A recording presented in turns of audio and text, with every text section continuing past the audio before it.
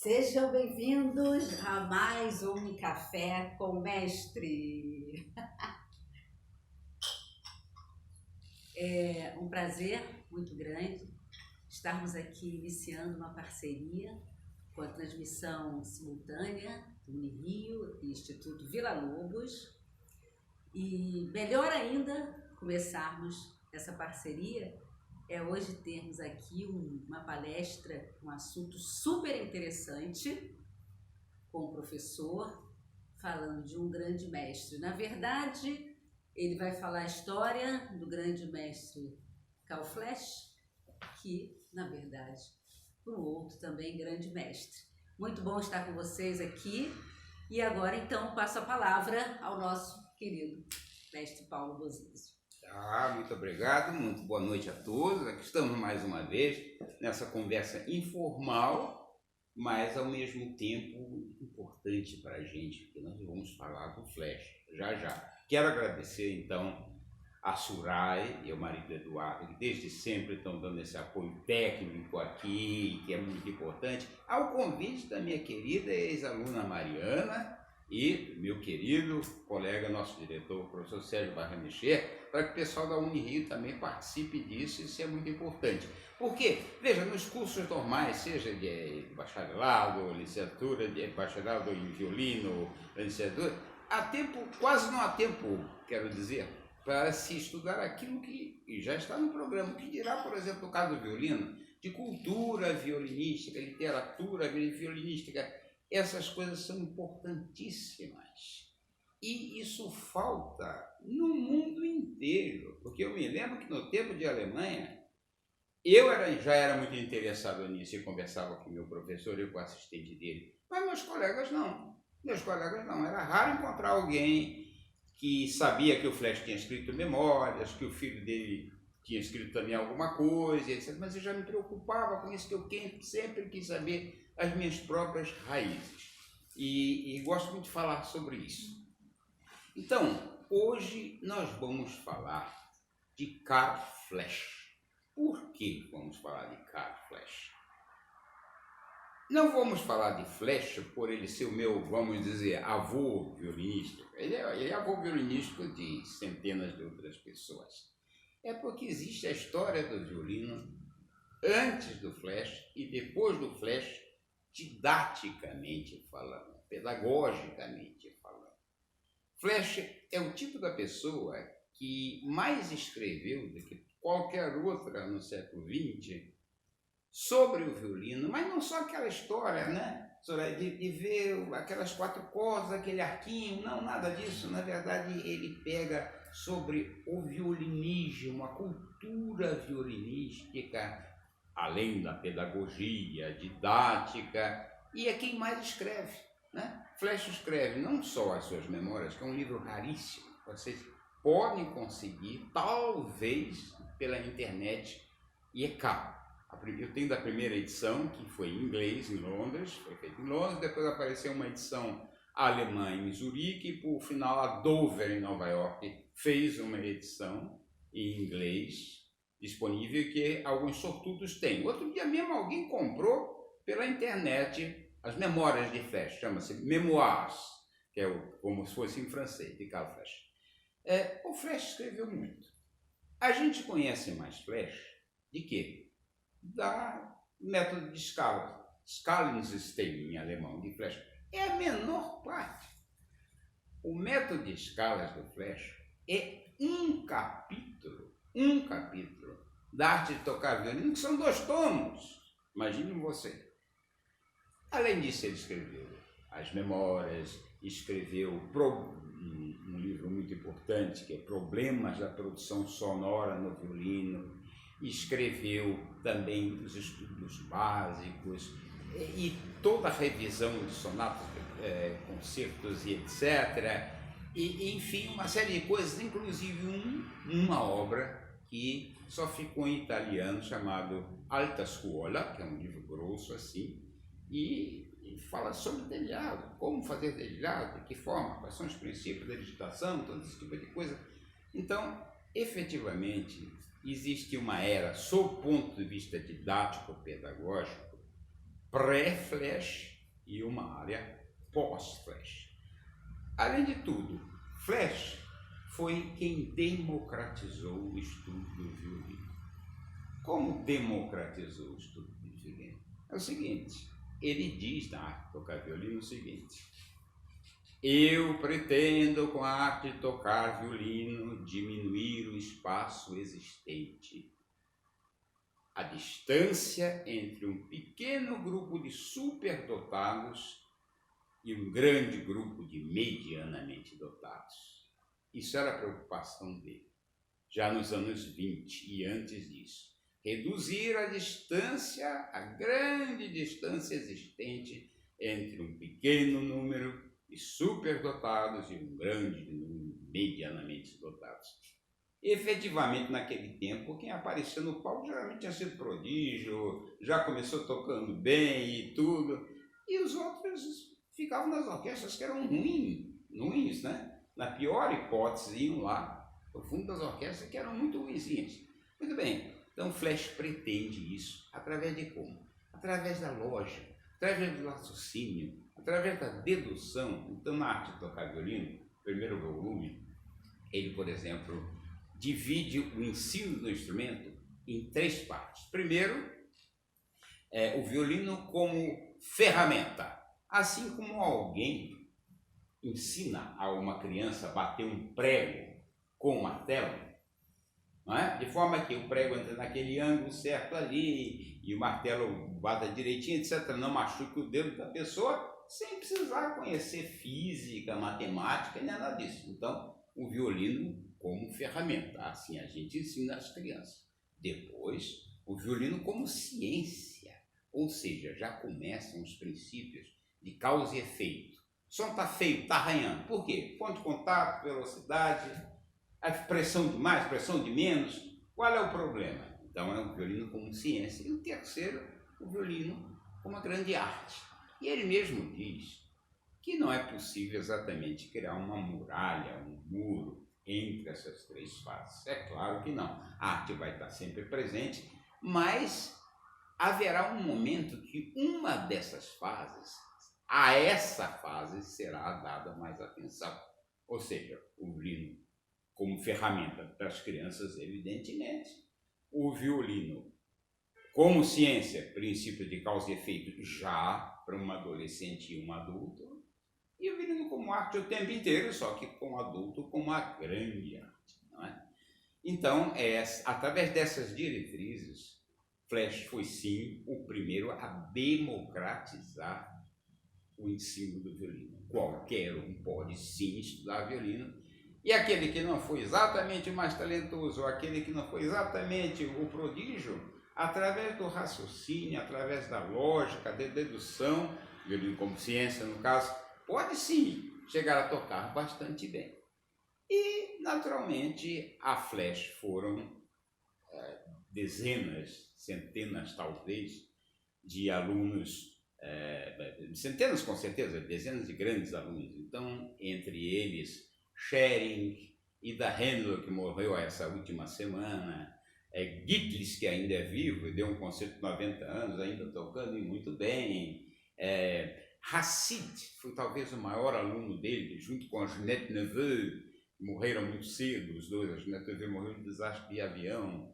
Ida Händler, eu já falei, Otnopos Rostal, meu professor. Isso é uma grande gama de excelentes violinistas, e alguns, como meu professor, se tornaram também grandes mestres. Não todos, mas, enfim, gente muito boa. Eu vou pedir para o Sérgio, que está controlando isso, colocar a fotografia onde tem um Flash já idoso dando aulas para o jovem Schering. Ele aí já tem uns 60 e tantos anos e está dando para o jovem Schering, que é uma das estrelas, estão vendo agora, né? Uma das estrelas do violinismo. Eu mesmo pude assistir e ouvir Schering inúmeras vezes. Schering morou no Brasil, infelizmente, antes do meu tempo, durante a guerra como refugiado, e nós o perdemos, porque nós o perdemos para o México. Ele foi professor no México, e do México ele voltou para a Europa, para a França, onde terminou os seus dias. Muito bem, então, por todos esses assuntos, a presença de Flesch na nossa memória, na nossa leitura, é extremamente importante. Ok, então vamos lá. Flesch nasceu na Hungria alemã, ou seja, no pedaço da Hungria em que se falava alemão. Era uma espécie de triângulo. Muita gente também fala triângulo alemão. São pequenas cidades, nenhuma é grande, 30, 40, 50 quilômetros de distância uma da outra, que estão numa ponta assim da Hungria, à esquerda, onde faz fronteira com a Eslováquia, tá? E com a Áustria. E nessa região, todo mundo fala alemão, mas já pertencia à Hungria. Isso é logo um pouco antes do Império Austro-Húngaro, tá? Ainda só pertencia à Hungria. Então, nessa região, nesse lugar, e em torno desse lugar, nasceram pessoas importantíssimas. O Flesch foi um deles, que nasceu em Wieselburg, né? Auer, Leopold Auer, nasceu a 30 quilômetros de distância.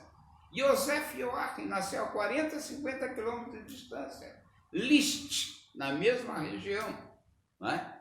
E não menos, não mais do que Haydn, né? Quando Haydn nasceu, aquela região era Hungria, mas a gente conhece Haydn naturalmente como austríaco, língua alemã, porque era a tradição naturalmente. Esse triângulo de língua alemã, não pertencente à Alemanha, até mesmo que era muito mais ligado à Áustria. Esse triângulo é aí onde nasceu esse pessoal todo, que falava alemão, e Flesch. Muito bem, Flesch nasceu em 1873, em Wieselburg. Hoje não tem mais esse nome. Hoje é Mosón. Mosón é o nome húngaro. Então, em Mosón tem uma rua, que é a rua Karl Flesch, e em Mosón a maior personalidade foi o Flesch. Então, tem a rua Karl Flesch, que é escrita assim em húngaro. Flesch, primeiro o sobrenome, né? E depois, em vez de Karl, Karol. Flesch Karl. É ali uma rua em homenagem ao Flesch. Flesch nasceu em 1873, numa família de classe média. O pai era médico, classe média, o pai era médico e era de uma família tradicionalmente judaica. O avô de Flesch era rabino, o bisavô também era rabino. E o pai do Flesch foi o primeiro da família a abraçar uma profissão liberal, quis ser médico, e que os seus filhos também fossem profissionais liberais e que todos estudassem música. Pelo que o Flesch fala, é interessantíssimo, porque ele acha o pai um entusiasta pelo estudo, pelo trabalho, né? Isso é notável. O tempo inteiro o pai que se sacrifica, faz de tudo para que os filhos tenham o melhor naquela pequena vilazinha de Wieselburg, que tenha o máximo possível dentro dos seus recursos. Médico, classe média, média para um pouquinho mais. A Wieselburg não tem escola de música, os professores são deficientes, etc, etc. Mas cada um tinha que estudar, eram 6 filhos. Então o pai do Flesch, médico, um homem reservado, estudioso, extremamente metódico. E o Flesch disse, eu me lembrava do meu pai, quando muitos anos depois, décadas depois, eu escrevi A Arte de Tocar Violino, eu sistematizava as coisas, eu me lembrava do meu pai. Minha mãe não. Minha mãe era completamente diferente. A minha mãe era espontânea e ela era, assim, tinha uma espontaneidade, um acesso de pressa às coisas, rápido às coisas, pelo instinto, pelo coração. E ele diz, quando eu tocava, eu parecia a minha mãe. Eu tocava impulsivamente, o que é muito bom, né? O que é muito bom, de todo jeito. Eu tocava impulsivamente, mas quando eu estudava a forma do meu pai, sistematicamente. E esse é um conselho que eu dou para todos os nossos alunos. Estudem sistematicamente e na hora de soltar, tocar, soltem. Você já tem aquela base criada, então é a hora de soltar a ordem. A arte, o impulso, essa é a hora. Então ele fala sempre. E a mãe era uma mulher muito bonita. Eu vou pedir para o professor Sérgio Barnechea soltar a figura dos três. É o Flash pequenininho com o violino, o pai e a mãe. Enquanto isso eu vou falando. A mãe era uma mulher bonita e ele diz, minha mãe tinha um perfil grego, um nariz perfeito, completamente diferente do meu narigão. Assim ele disse, completamente diferente do meu narigão. Muito bem, e então esses 6 filhos, e chegou a vez dele escolher um instrumento musical. Ele tinha 6 anos de idade. Nessa hora ele já ia à escola. As escolas em Wieselburg, esse lugar onde ele nasceu na Hungria, eram escolas ou cristãs ou judaicas. Né? Ou cristãs ou judaicas. Vocês sabem que a Hungria é extremamente católica. Mas em Wieselburg a colônia judaica era muito grande, muito grande. Então ele foi encaminhado para onde? Ele foi encaminhado naturalmente para uma escola judaica, onde ele aprendeu tudo que as outras escolas católicas ensinavam e, além disso, elementos de hebreu. Isso já aos 6 anos de idade, tá? Só que lá era puxado. E então as crianças voltavam às 4 da tarde para casa e logo se punham a estudar os seus respectivos instrumentos. Resultado, às 8 era o jantar, logo depois cama. Não tinha tempo para estudar piano, porque os irmãos mais velhos já faziam piano. Então vamos arrumar um instrumento menorzinho onde se mete num canto e estuda. Sobrou o quê? Sobrou o violino. Então Flash foi para o violino por causa disso. Bom, muito bem. Aí disseram, os pais do Flash não entendiam nada de música. Sabiam da importância da música e das artes. Queriam muito, que eles exigiam que os filhos estudassem. Não queriam, não exigiam. Tinham que estudar, tá? Mas não sabiam qualidade, naturalmente. Aí disseram, olha, naquela igreja católica ali perto, tem um cara que parece que é bom e toca da primeira estante do conjunto, quando eles se unem lá, a orquestrinha, e esse cara toca na primeira estante dos violinos.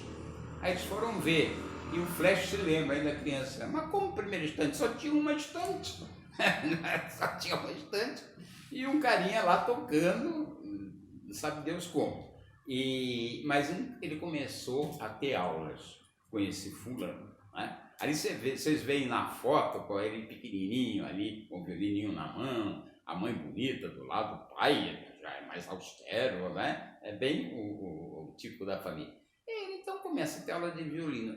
Ele mesmo vê que é um desastre. O professor toca junto com ele o tempo inteiro. Então, ele não sabe quem está desafinando, porque ele tem um bom ouvido, mas ele não sabe se é o professor ou se é o aluno. Né? Mais tarde, o Flash fala, não que eu seja contra de o professor tocar junto uma segunda linha, uma base, um pedal para afinação, para ter esse conceito de afinação, e até para, por exemplo, um contraponto mais importante, se é uma parte de orquestra, tocar junto, mas depois da parte solo, ter sido bem resolvido, bem tocado, evidentemente, né? Não, o cara tocava junto e o Flash, garotinho, não sabia quem é que estava desafinando e aquilo não ia muito para frente. Então ele se lembra, ele conta nas memórias, que eles utilizavam um método austríaco de Moritz Schön. Eu nunca vi esse método, mas era um método publicado, Moritz Schön, Schön de bonito em alemão, Moritz Schön. E que era um método assim meio desinteressante. Ele achava, bom, ele era obrigado a estudar 1 hora de violino, todo dia, já desde essa idade. Aí, ele muito depois conta, olha, não é com uma certa vergonha que eu agora, beirando os 70, escrevo nas minhas memórias que eu me admiro como eu que fui depois conhecido como professor austero, que cobrava método, que cobrava estudo, qualidade, como eu, quando era garoto, eu fazia de tudo para aquela hora que ele era obrigado a estudar, passar o mais rápido possível. Era uma hora contada. Tinha um relógio grande na sala, ele ia lá com o arco do violino e adiantava o relógio de 15 minutos. Ou flecha, garoto. E quando os pais perceberam que aquilo estava acontecendo, ele descobriu uma tesoura para cortar a corda do violino de vez em quando, para dizer que a corda arrebentou. Quer dizer, toda criança é igual. Por isso que eu digo, criança tem que ser posta para estudar, porque é de outro jeito. Criança é criança, quer brincar, quer até tocar, mas não quer estudar, são coisas diferentes. Enfim, em algum momento o pai percebeu que aquele professor realmente não era muito bom. Então, alguém disse, o regente da banda do Corpo de Bombeiros de Wisselburg toca um pouco de violino. Ah, é? Então vamos lá. Ele começa a ter aulas com esse regente da banda do Corpo de Bombeiros de Wisselburg para ter aulas de violino. E esse professor, que na verdade não é professor, ele começa a dar aulas de violino um pouquinho melhor do que as aulas que aquele último dava. Mas não era uma grande coisa, tocava junto também, não tinha método. Mesmo assim, ele fez o progressinho. E ele se lembra nas suas memórias que, com o primeiro professor, com 6 anos de idade por aí, esse professor treinou para ele tocar qualquer coisa, tipo cordas soltas, né? E a dançar uma música húngara. A dançar e tocar ao mesmo tempo, ele pequenininho, chamou muita gente, não é? Nos pés de festa, botou ele em cima de uma mesa e o garotinho pequenininho tocou ali uma musicazinha de cordas soltas e dançou e foi um maior sucesso. Ele disse que essa foi a minha primeira apresentação, não foi só tocando, foi dançando também. E ficou conhecido como filho do Dr. Flash, que toca e dança, e etc. Enfim, aquele celebra. Bom, então, já com esse segundo professor, que é o maestro da banda do Corpo de Bombeiros de Wisselburg, ele já começa a tocar uma coisinha mais, um pouquinho melhor aqui, um pouquinho melhor acolá, se apresenta, tem uma orquestrinha, ele se lembra que toca a fantasia do Fausto de Gounod, não a de Sarrazin. Sarrazin é difícil para Juju. E a de Gounod ele toca e acha que teve algum sucesso. Nesse momento ele tem 10 anos de idade. Nós estamos em 1883, porque ele nasceu em 1873. E os pais dizem, não, nós precisamos fazer das tripas coração, como se diz em português, mas esse menino tem que ir para Viena. O centro cultural de toda essa área era Viena ou Budapeste. Budapeste era até mais perto, Budapeste era bem pertinho ali. Mas a língua alemã, a cultura, a tradição, etc., tudo levava a Viena, né? Como posteriormente o professor Rostal, que nasceu na Silésia, também foi para Viena estudar violino primeiro. Então foram para Viena. Em Viena moravam 3 tias do Flash, 3 irmãs da mãe do Flash, né? E um avô e uma avó. E esse avô tinha um hotel. Ele não morava nesse hotel, mas para lá eles foram. O Flash e a mãe do Flash. O pai não, o pai ficou trabalhando, tomando conta dos outros filhos e dos pacientes que ele tinha em Wisselburg. Foram os 3 para esse hotel em Viena, um bairro que ele descreve como um bairro fedorento, sujo e fedorento. Essas condições de higiene antigamente eram muito relativas, mas muito mesmo. As casas não tinham banheiro dentro de casa, chuveiro, mas não existia isso. Então essas condições eram muito diferentes. Porque esse hotel era especialmente sujo, ele tem 10 anos de idade, mas ele se lembra claramente dos ratos andando no chão e de muita mosca. E naturalmente essa cena não acontecia na casa dele em Wisselburg. O pai era médico, etc., classe média. Em Viena, nesse hotel, era assim, corria um rato aqui, outro lá, e mosca posando tudo. Ele ficou meio apavorado com isso, mas o que ele podia fazer?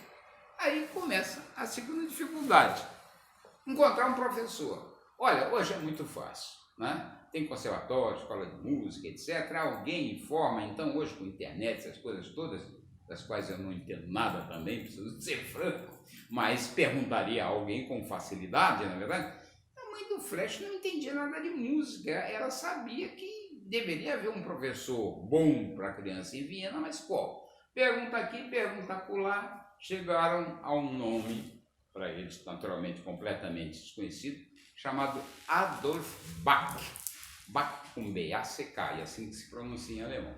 Adolf Bach, que seria um professor especializado em crianças e tudo mais. Bom, eles vão ao Bach, e o Bach dá, eu achei interessante isso na leitura, o Bach dá 3 aulas por semana. São 3 aulas por semana. Vão ser aulas curtas, né? E que ele, um garoto de 10 anos, vai ter com esse Bach. Resumindo, o Flecha tinha tido uma primeira experiência menos boa. Uma em Wieselburg, onde ele nasceu, na Hungria alemã.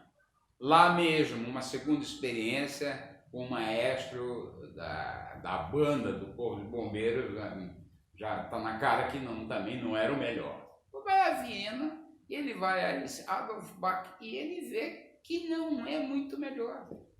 Ele sente, é um garoto inteligente, ele sente que não é muito melhor. O professor toca junto, não fala nada. De arco, então, arco não existe para ele, né?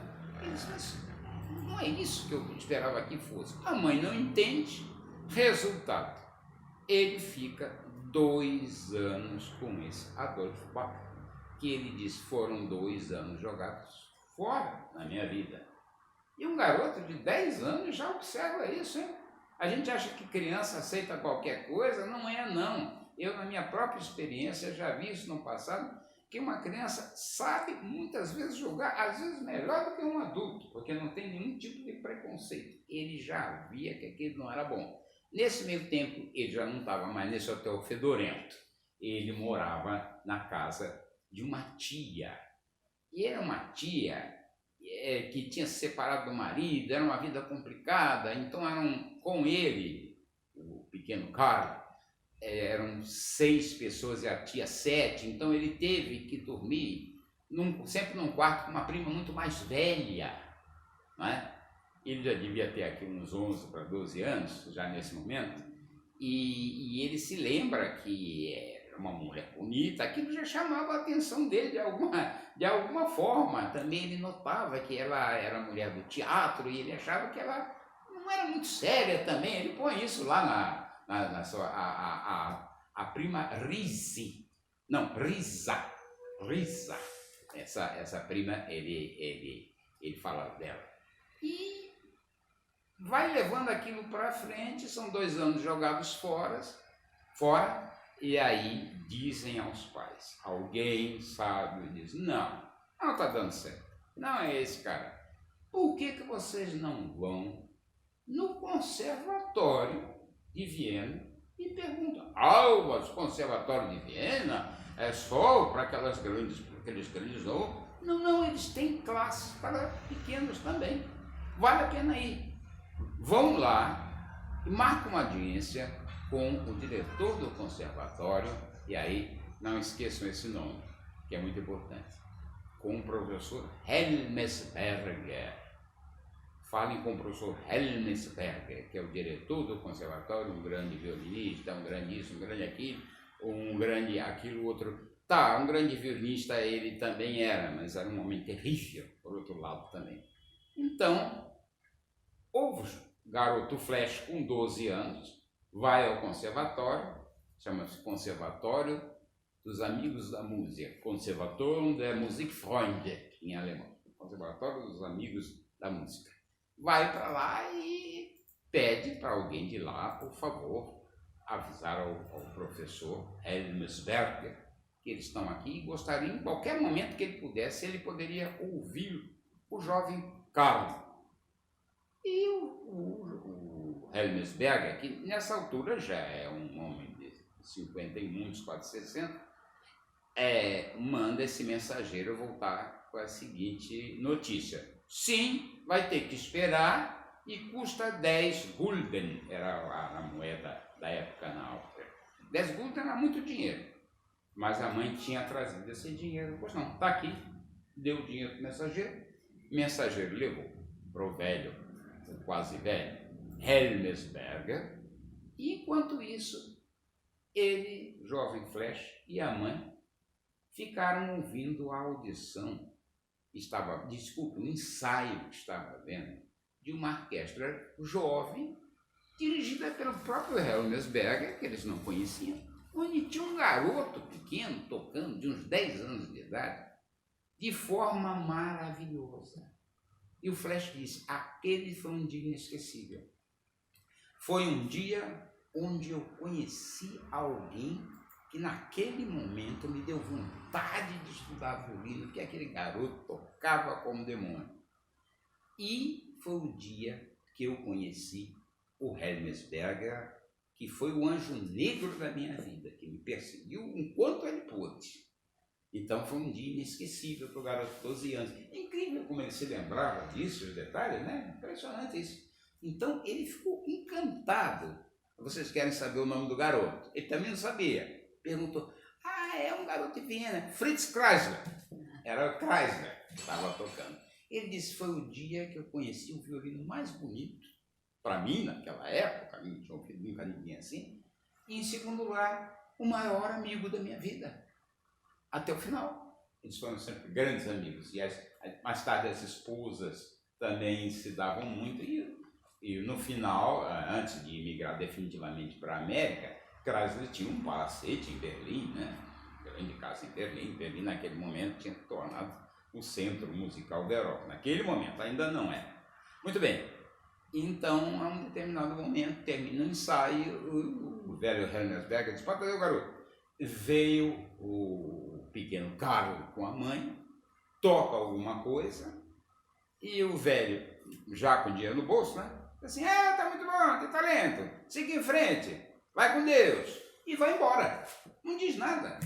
Não diz com quem ele deve estudar, não diz que se a técnica de arco é boa ou não é, o que é, simplesmente o homem diz tem talento, vai em frente, vai embora, com os 10 gols no bolso, né? Muito bem. Aí, naquele desespero, algum anjo diz para a mãe do Flesch, diz assim, a senhora devia procurar um professor muito bom aqui. Ele se chama Grün. Grün em alemão é como green em inglês, verde. Procura o professor Grün, que ele é muito bom. Ele não dá aula para criança, não dá aula para criança, ele fala da ópera de Viena. Ele fala da ópera de Viena, muito bom, um bom professor, ele vai com certeza indicar alguém. E eles foram procurar o professor Grün. O professor Grün era um homem pequeno, magro, tímido, cheio de complexos, era solteiro, tomava conta de uma mãe velha que tiranizava ele o tempo inteiro e era vítima de todo tipo de anedota que o velho Helmes Berger fazia em cima dele. Era um sofredor e um homem boníssimo para os alunos, era um pai para os alunos. Depois eu conto dessas anedotas do Grün.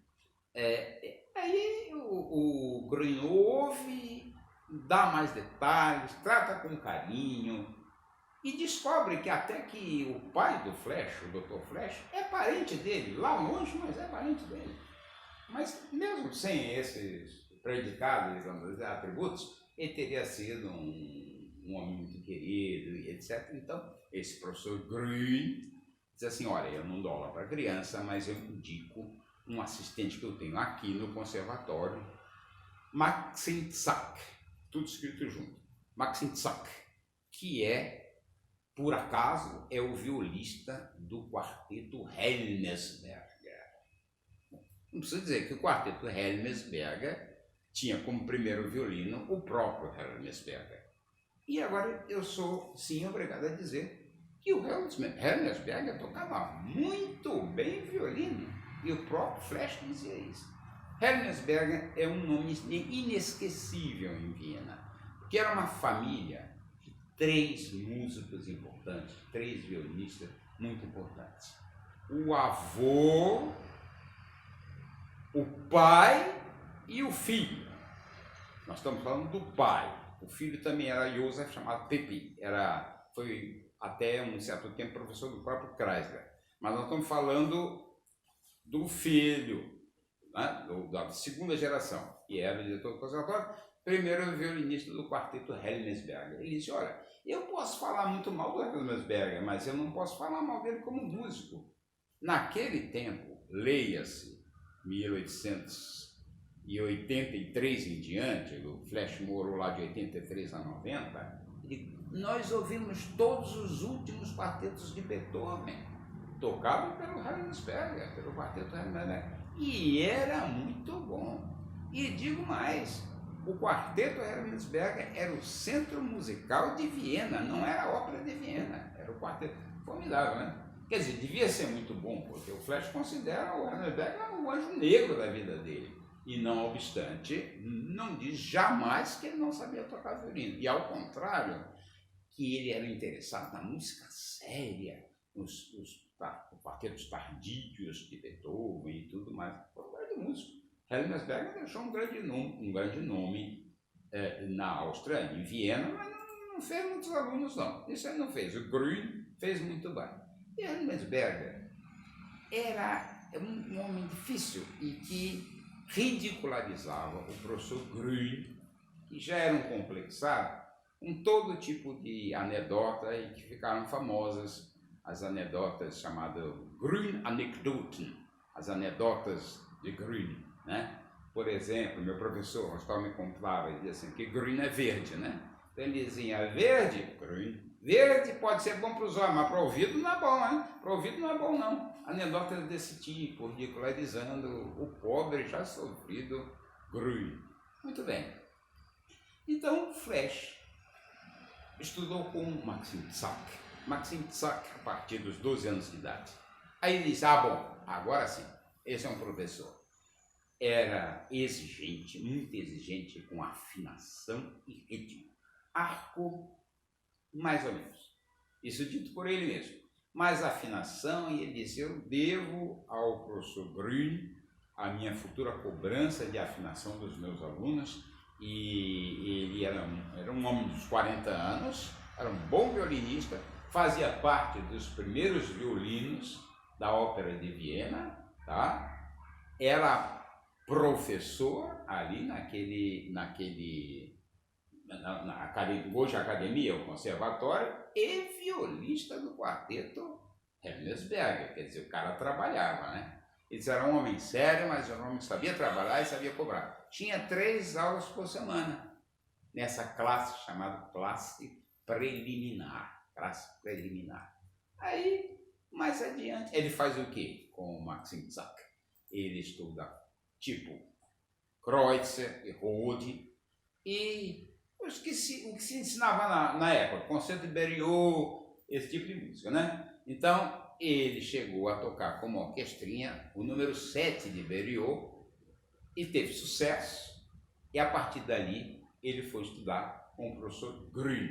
Aí sim, foi adotado para o repertório da pesada, não é verdade? Mas ele conta, eu acho muito interessante isso, que ele se lembra que nas férias ele voltava para a Hungria, para Wieselburg, e procurou aquele maestro de banda com quem ele teve aulas de violino. E o maestro de banda disse assim, que bom que você está aqui. Ele já tem uns 15 anos de idade. Eu quero que você dê aula aqui para o meu filho, meu garoto, que eu estou dando aula, mas não está indo muito bem, eu quero que você dê aula, que você já toca muito mais do que eu agora, etc. Mas só que eu vou ficar aqui no quarto do lado fiscalizando. Eu vou tirar uma sonequinha, mas eu vou estar ouvindo também. E você vai ganhar pela aula, uma coisa que o jovem Flash, a criança Flash adorava, um prato fundo de creme de nozes, uma espécie de Nutella. Esse era o cachê da aula. O primeiro cachê de aula que o Flash teve foi um prato fundo de creme de Nutella, de creme de uma noz lá. Enfim, e que aí ele foi o primeiro aluno. Ele disse, olha, meu primeiro aluno foi um desastre, porque o garoto não tocava nada. Aí eu parava para explicar, quando o pai do garoto estava do lado, tirando uma soneca, deixava de ouvir o som do violino, ele se levantava para ver o que estava acontecendo e entrava também para dizer alguma coisa. Era um inferno. Então, no momento antes da aula, ele combinou, vejam vocês, combinou com o garoto o seguinte, o Flash disse, o jovem Flash, eu vou tocar o tempo inteiro. Eu vou tocar como se fosse eu, o professor exemplificando, e vou tocar errado como fosse você, e depois eu vou fazer de conta que é você que está tocando melhor, assim ele não vai ver. E assim foi. O tal do garoto não tocava uma nota, o Flash tocava como professor e como aluno errava, depois tocava certo. Agora você fez certo. E com isso o pai do garoto continuou lá tirando a soneca, não vinha ver o que estava acontecendo. Moral da história, segundo o Flash, dessa aula eu tinha vantagem porque ganhava o prato de Nutella. O pai levava vantagem porque conseguia dormir. E quem não tinha a menor vantagem era o aluno, que devia ser o alvo principal. Essa foi a primeira aula que o Flash deu. Tão boa que ele se lembra até hoje, com detalhes. Tá.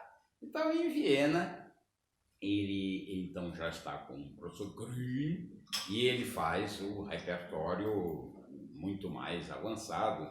Ele chega a tocar Beniavsky, esse tipo de repertório mais avançado. Se lembra que as aulas eram muito boas, mas havia um problema. Qual era o problema? O arco. O arco era sempre negligenciado. Gente, até hoje o arco é negligenciado. Até hoje o arco é tratado como algo rebocado, um reboque da mão esquerda, quando é exatamente o contrário. O arco é a locomotiva, o resto são os vagões, o arco é a locomotiva. Mas ele notava isso, né? Ele notava isso, ele disse, não, aqui falta alguma coisa. Outra coisa que ele já notava, falta sistema. Mesmo o professor Grün quer que eu repita, repita, repita, repita, repita, ad eterno. E eu achava que ali aquilo só não dava certo. Muito mais tarde eu fui ver que um estudo feito sistematicamente, o que o Milstein mais tarde diz, um estudo inteligente, eu pessoalmente acho a melhor expressão essa do Milstein, não é só qualidade, estudo inteligente, com 2 vezes menos tempo, você consegue 2 vezes melhor resultado. Ou seja, não é estudar pouco, é estudar o suficiente, mas com um resultado 2 vezes maior. Então, já está aquela coisa do sistema que o pai dele tinha dentro da cabeça. Ele herdou isso dos pais. Para nossa sorte, o pai dele também. Então, ele já aparece em concertos e tem para Viena já um certo sucesso e ele vai se aproximando aos 17 anos de idade.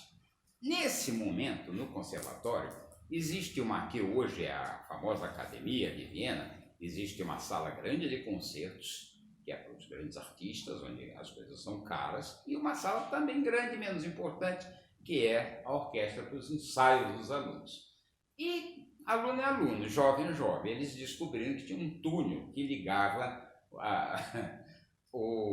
como é que se diz, o camarim dos grandes artistas a essa sala dos alunos. E mesmo que fosse proibido, quando esses grandes estavam tocando, alguns alunos iam por esse túnel para ouvir os grandes tocando, porque eles não tinham dinheiro para comprar, não é? E ele disse, foi por isso que eu conheci Joachim tocando, eu conheci Sarasate tocando e o jovem Isaí tocando. Interessante, ele não fala isso na memória, mas eu acrescento agora. Mais tarde, ele diz que existem 3 tipos de violinista, historicamente falando. O violinista virtuoso, que ele chama de Sarasate, o violinista artista, que é o Joachim, e o artista virtuoso, que ele chama de Isaí. E é engraçado, ele não faz as relações com Viena, mas quando ele descreve a vida dele de Viena, ele fala justamente desses 3. Deve ter ficado bem marcado isso na cabeça dele. Ok. Então ele vê, Kreisler já está em Paris, fazendo o maior sucesso, com o maior professor de todo o século XIX, que é Massart, que é um belga francês que dá aula no Conservatório de Paris. Além disso, naquela época, Paris, Paris, Paris, e mais Paris, e só Paris, e Paris. Eu, que nasci em 1950, ouvi isso em casa, meu pai falando, Paris, porque Paris, nós todos estávamos francês, temos que saber francês, tudo era Paris. Um dia chegaram a estar em Paris, era Babel, era Paris, com certeza era Paris. Imagine isso em torno de 1890, né? Aí ele chegou e disse, não, eu preciso ir para Paris. Preciso ir para Paris. Mas ele para Paris como? Um jovem de 17 anos do interior da Hungria alemã, ir para Paris. De novo o pai disse, eu vou dar um jeito. E havia um outro húngaro de língua alemã chamado Deutsch, Maurer Deutsch, que era um comerciante, morava em Paris e tinha sido presidente da Liga Comercial França-Hungria. De forma que eu vou apelar para o Deutsch. E o Deutsch disse, sim, manda esse garoto para cá. Eu vou recebê-lo, ele vai morar primeiro conosco, depois eu vou arrumar uma pensão para ele, vou ver questão de professor, pode mandar. Eu era muito amigo, era amigo de infância do pai esse Deutsch, Maurer Deutsch, né? E também da colônia judaica de lá. E aí o Flash, animado para ir para Paris, etc., e a condição era o seguinte, que o Maurer Deutsch o receberia até na estação de trem, que fica para um próximo capítulo, mas ele tinha que levar contrabandeados 100 cigarros egípcios. Cigarros egípcios. Devia ser uma sensação na época, cigarros egípcios. Então, sim, vamos fazer isso. Só que, 4 semanas antes dele viajar para Paris, ele, Flash, quase morre afogado. Aonde ele nasceu, em Wieselburg, passava o Danúbio, na Hungria. E, claro, vocês sabem, em Viena passa o Danúbio. E ele nadava no Danúbio. Então, 4 semanas antes dele ir para Paris, ele acha de atravessar o Danúbio de um lado para o outro, de uma margem para outra, nadando. Isso ele já fazia. Olha que quem conhece Viena sabe que o Danúbio é super largo lá. Mas ele nadava, chegava do outro lado, esperava, passava 1 hora, 2, voltava nadando. Bom, ele achou de nadar num lugar onde as pessoas não nadavam, tá? Né? E depois de uma época que choveu muito. Resultado, quando com muita dificuldade ele chegou à outra margem do Danúbio, não tinha mais aquela prainha e ele não conseguia escalar a rocha. Ele teve que voltar dali mesmo. Né? E sabendo que talvez não fosse dar conta. E ele se sente arrastado para um lugar onde tem um moinho de água que passava e que se as pás pegassem, ele ia ser moído ali. E ele começa a gritar e as pessoas do outro lado vêm e gritam, coragem, coragem, e ele diz, por poucos metros ele não é esmagado por aquelas pás do moinho, consegue sobreviver. E quando a mãe chega, mais adiante, em setembro, para a viagem dele para Paris, ela compra uma mala do tamanho de um caixão de defunto, ele fala, tamanho de um caixão de defunto, imensa, onde coloca todos os agasalhos que ela vai comprando aquelas roupas naqueles mercados mais simples que tem em Viena e tal, e coloca ali, e também os 100 cigarros contrabandeados para ele fazer sozinho a grande viagem da vida dele. 23 horas de trem de Viena para Paris. Ele disse, o máximo que eu conhecia eram 5 horas de Wieselburg até Viena. Eu tive que enfrentar 23 horas, que vai ficar para o próximo capítulo, que por sorte deu para encerrar praticamente na hora esse.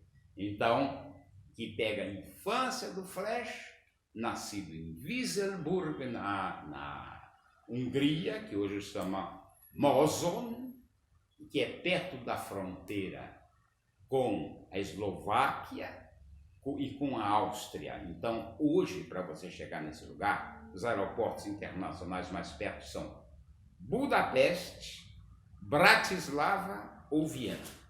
E hoje, por incrível que pareça, Wieselburg é conhecido como um grande centro odontológico, onde muitos austríacos vão tratar dos dentes lá. E hoje não se fala mais alemão, é só húngaro. No censo feito em 1900, Flash nasceu em 1873, no censo feito em 1900, onde havia já húngaros lá, mesmo assim, 60% das pessoas falavam alemão, 25% das pessoas falavam húngaro, em plena Hungria, 1900. E o restante, croatas, e outros lugares. Essa cidade de Wissembourg começa a ser construída no século I depois de Cristo pelos romanos e arrasada diversas vezes, inclusive pelos turcos, quando vão tentar cercar Viena, quando eles vão para Viena e quando eles voltam, terminam o resto dessa... É a rota comercial Wissembourg, do leste para o oeste.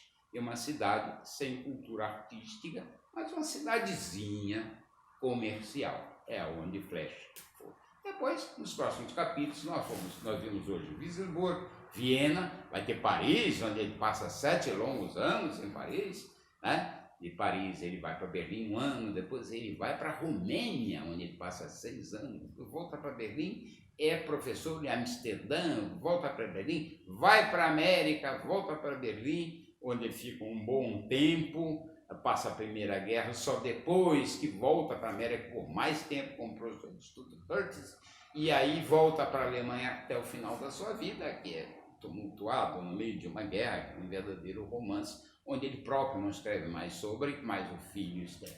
Eu acho que hoje deu para encerrar. Muito obrigado. Gente, olha só, é ou não é de tirar o chapéu para esse nível aí de conhecimento e a memorização, gente, até os cigarros egípcios. Não, é uma coisa impressionante. Que engraçado. É lógico que quando a gente estava conversando sobre a vida, né, Paulo, que ele estava elaborando isso tudo, ele falando só, uma vez só, numa live só, vai ser realmente muito pouco. Depois, não, 2, eu também acho que vai ser muito pouco. Apertando, acho que vai chegar umas 3. Pode chegar até 4, até 5, porque realmente é muito interessante, né? Então, no próximo final de semana, estaremos aí de volta, continuando com a vida desse grande mestre, Carl Flesch, e também estamos aqui com o nosso querido grande mestre. Até lá, então. Tchau, tchau.